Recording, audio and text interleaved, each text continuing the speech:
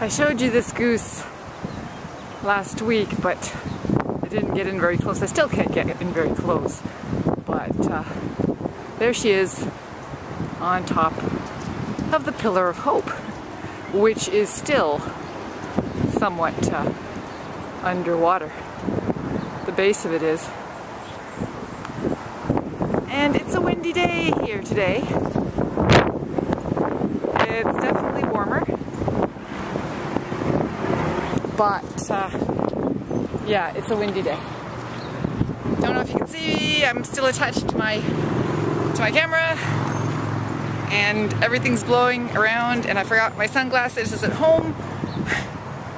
So who knows what I look like, God. But yeah, definitely a much nicer day than yesterday, and then all this week and lately. But yeah, it's intermittently sunny, yay, and cloudy, and definitely getting windier and windier. It's rained today, but yeah, there I was probably zooming in on my nostrils. Beautiful today, day today, can't talk, almost done my lessons. Had to go for a walk because you know what it's like, you stress even though there's nothing, you know, useful when the stressing happens.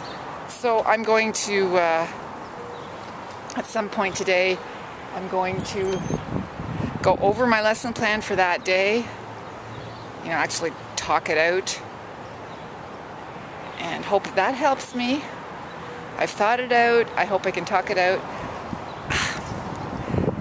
What pisses me off is that this book or resource that she wants me to use or us to use,